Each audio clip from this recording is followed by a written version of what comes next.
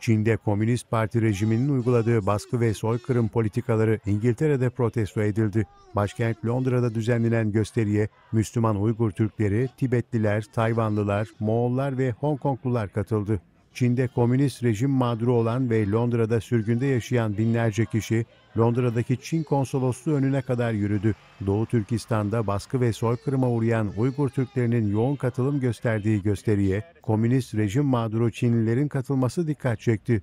Gösteriye katılan binlerce kişi Çin'de yaşanan insan hakları ihlallerinin bir an önce sonlandırılmasını istedi. Göstericiler ellerinde "Uygurlara soykırımı durdurun, özgür Tayvan, özgür Hong Kong, Uygurların zorla çalıştırılmasını engelleyin, Tibet'e, Hong Kong'a, Güney Moğolistan'a özgürlük pankartları taşıdı. Gösteride medyaya konuşan baskı ve soykırım mağdurları tüm dünya ülkelerine de çağrı yaparak Çin'deki baskı ve soykırım politikalarının sonlandırılması çağrısı yaptı.